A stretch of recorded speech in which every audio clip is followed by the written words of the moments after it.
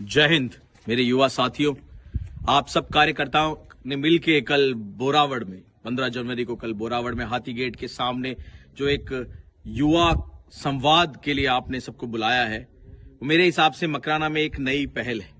और ये पहल इसलिए जरूरी है कि जब हम पिछले 1-1.5 साल से आसपास के क्षेत्र में घूम रहे हैं और देख रहे हैं कि सारी विधानसभाओं में अपनी जन्मभूमि सबसे पिछड़ी हुई है, चाहे वो रोडवेज की बसें हो, चाहे वो शिक्षा का स्तर हो, स्कूलों का, चिकित्सा में अगर अपन देखें तो हॉस्पिटल में डॉक्टर्स नहीं है, सड़कों की हालत अपन देख रहे हैं। वो मकराना जो इंटरनेशनल ब्रांड नेम है, उसकी आज जो हालत हो गई है वो इसलिए हो गई है कि जाने अनजाने में युवाओं ने इन सबको उन राजनीतिकों के भरोसे छोड़ रखा था जिन्हें सिर्फ अपनी जेबें भरने का शौक रहा है। तो अब मेरा ये मानना है कि आज की तारीख में अगर बदलाव आ सकता है तो वो युवाओं के द्वारा ही आ सकता है। आज मकर संक्रांति पर, आज एक नई शुरुआत पर युवाओं को साथ आना पड़ेगा और जिम्मेदारी लेनी पड़ेगी। और जिम्मेदारी लेने में जिनको संकोच है उनको एक दूसरे को देख के प्रेरणा लेनी पड़ेगी। अभी लोगों को लगता है गांव में कि हम 5 लोग हैं, हम 7 लोग हैं, हम क्या बदलाव लाएंगे। वो हर गांव के 5-5, 7-7 युवा जब कल मिलेंगे और वो युवाओं का एक सैलाब सा बनेगा मकराना में, वो ऊर्जा जब इकट्ठी होगी तब उन्हें समझ में आएगा कि हमारे जैसी सोच रखने वाली, बदलाव के बारे में सोचने वाले, जो सच में जन्मभूमि के लिए कुछ अच्छा करना चाहते हैं, वो लोग हम 2-5 नहीं है। हम इस मकराना के क्षेत्र में, इस 40x42 के क्षेत्र में हजारों की या लाखों की संख्या में तो नहीं कह सकते, बट हाँ कम से कम कुछ सैकड़ों की संख्या में वो जरूर होंगे वहां। तो उससे वो जो शुरुआत होगी वो मुझे लगता है कि आने वाले समय में, चाहे वो राजनीति हो या वो सामाजिक हो, चाहे वो विकास हो, उसमें कोई ना कोई एक नई ज्योति, एक नई पहल, एक नया उजाला जरूर लेके आएगी। अतः मेरा आपसे निवेदन है कि कल आए और मिलें और देखें, और देखने के बाद में सवाल जरूर पूछें कि क्यों मकराना सबसे पीछे है और क्या ये मकराना अब आने वाले समय में सबसे आगे निकल पाएगा। जय हिंद।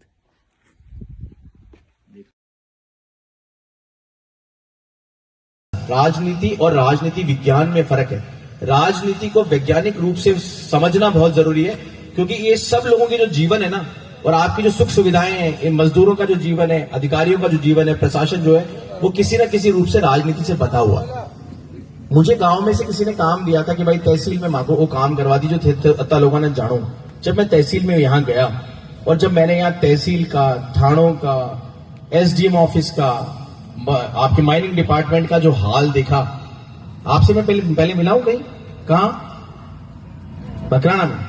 जो मैंने यह हाल देखा बेटा, पटवारी 500 रुपए से लेकर 1500 रुपए से लेकर, मतलब अगर आपने किसी का गोदनामा भी कराना है तो 5000 रुपए से लेकर, अगर आपको बिजली का कनेक्शन करवाना, अगर आपको खंबे चाहिए, अगर आपको ट्रांसफार्मर चाहिए, यार हद मचा रखी इन लोगों ने। मैं थाने प्रॉमिस करूं कि सड़ा के घेंटी पकड़ बारह काटू मैं, रुको थे। अगली बार से मैं इंश्योर करूंगा। देखो हम प्रशासन में अधिकारी रहे, मैंने 2 बार होम मिनिस्ट्री में डेपुटेशन निकाला, तो इस चीजों को बढ़ावा दे रहे हैं, वहां से तोड़ना शुरू करेंगे, नंबर 1। और जो बच्चे आगे तक चले गए इस चीज में, उनके लिए जो सेंटर्स बनते हैं जिसके अंदर हम उनको समझा सकते हैं, उनको वहां 10 दिन 15 दिन रख सकते हैं।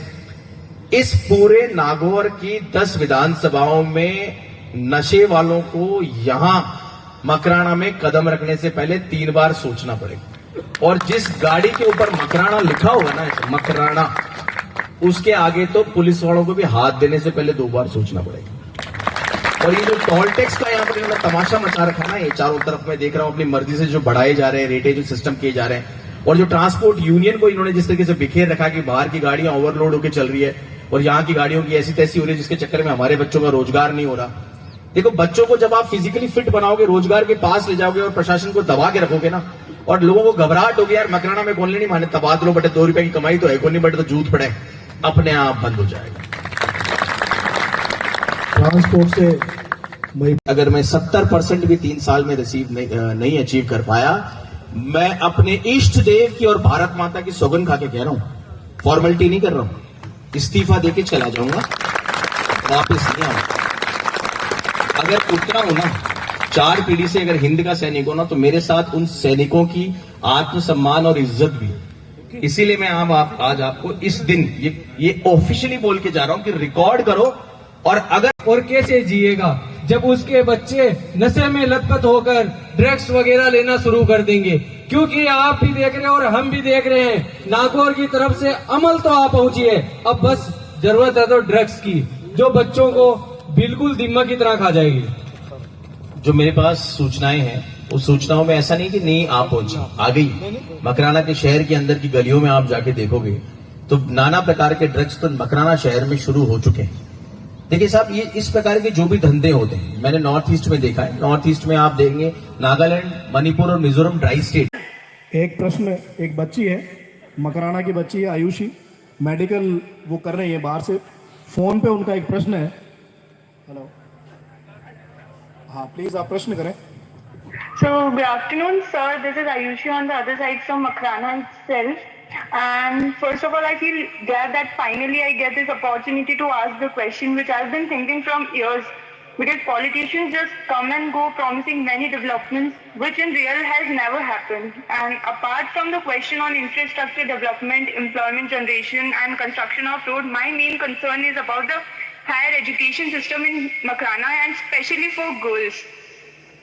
Because the higher education system in Makrana is not good and the girls out there has dropped their studies after completing schooling, and the only reason behind that is there is no good college there and not everyone can afford to study outside Makrana or to go to nearby towns because it also takes hours to reach there.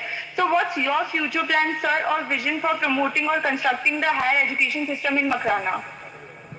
भैया तो मेरा हूँ ज़्यादा ही पढ़े रहा हूँ, आप सब लोग आगे लिए समझ में।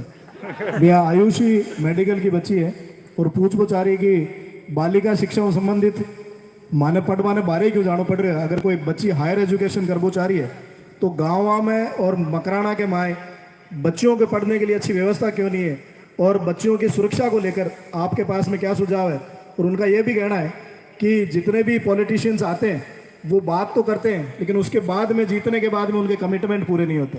तो ये प्रश्न है, आप जवाब सुनो। इसको आवाज आएगी? या बेटा, I will do one thing, I will reply half of the question in English and then rest of the question I will try and reply in Hindi, because I know you understand Hindi and the people sitting here, it will be easy for them and comfortable for them to understand the thing in Hindi. Yes, sir. Okay, the first thing is, see, I'm not a politician. I am not a politician. I'm a soldier. I belong to a family of soldiers and I'm son of the soil. So I promise you, I will never ever behave as a politician. I'll only work as a son of the soil. Number one. Number two, as far as the girl education is concerned, our country, especially our place, as I told you, we have about 1,03,000 girls who are between the age bracket of 0 to 25 years. I have seen people who have responded, who have requested, who have been telling me कि साहब 12वीं के बाद, even 12वीं की बच्चियां, I'll take out the rest of the thing in Hindi. 12वीं में गच्चीपुरा में कल परसों एक स्कूल के अंदर बच्चियों ने हिम्मत करके तालाबंदी की थी। मेरी उसी वक्त